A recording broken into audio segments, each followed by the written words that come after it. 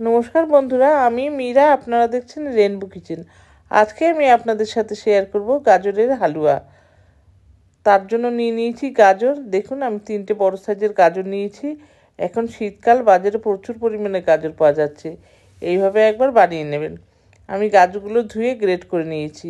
আর নিয়েছি আমন্ড, কাজু আর কিশমিশ। এবার একটা কড়াই বসিয়েছি। কড়াইতে বেশ খানিকটা ঘি দিয়ে দিয়েছি। ঘিটা ভালো করে মেল্ট হয়ে গেলে আমি গাজরগুলো একটু ভেজে নেব। আমার রেসিপিটি যদি আপনাদের ভালো লাগে তাহলে লাইক, কমেন্ট, শেয়ার করবেন।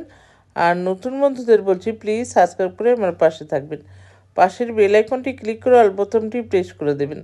তাহলে সমস্ত ভিডিও নোটিফিকেশন আপনাদের কাছে পৌঁছে যাবে সবার আগে। আর পুরনো বন্ধুদের অনেক অনেক ধন্যবাদ আমার পাশে থাকার জন্য। দেখুন, ঘিটা মেল্ট হয়ে গেছে। এবার আমি গাজরগুলো একটু ভেজে নেব। গাজরের হালুয়া খেতে কিন্তু দারুণ লাগে। আমার তো ভীষণ ভালো লাগে।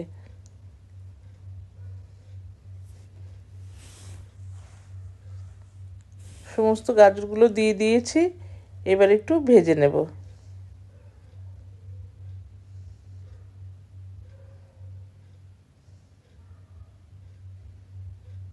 দেখুন, আমি নেড়ে চেড়ে মিশিয়ে দিলাম খুব ভালো করে।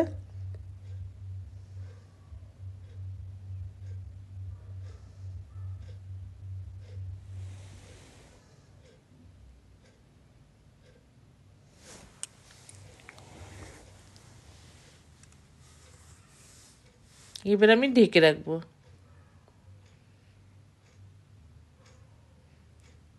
ঢাকনাটা খুলে দিয়েছি। দেখুন, গাজরটা অনেকটাই ভাজা ভাজা হয়ে গেছে।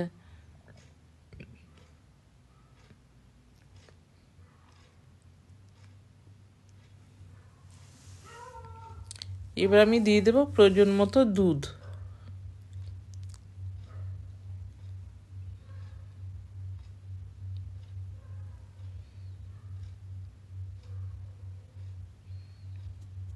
এবার আমি ভালো করে নেড়ে চেড়ে মিশিয়ে দেব।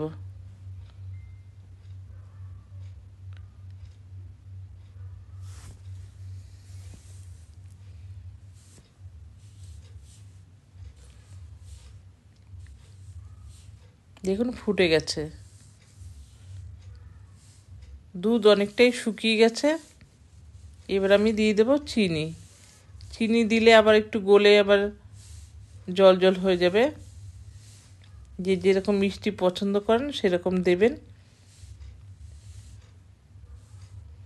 আর একটু আমি লবণ দিয়ে দিলাম।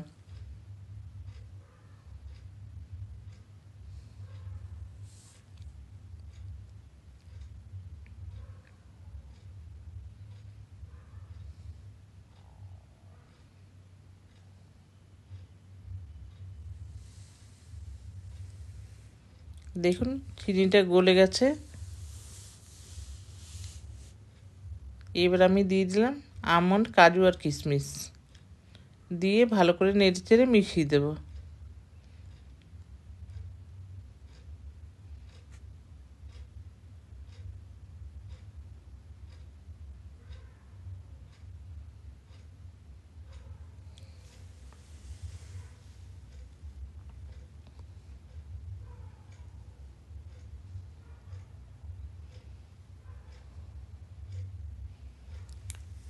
এবার আমি দিয়ে দেবো 10 টাকা আমুল দুধের প্যাকেটের সে 1 প্যাকেট দুধ আমি দিয়ে দিলাম।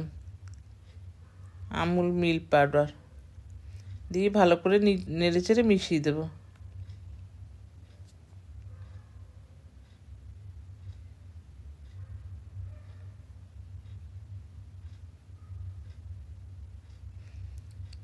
দেখুন, নাড়তে নাড়তে শুকিয়ে একটা মন্ড মতো হয়ে গেছে। আমার রান্নাটা হয়ে গেছে। এবার আমি সার্ভ করে নেব। দেখুন, আমি সার্ভ করে নিয়েছি। আবার দেখা হবে পরবর্তী ভিডিওতে। ভালো থাকবেন, সুস্থ থাকবেন। ধন্যবাদ।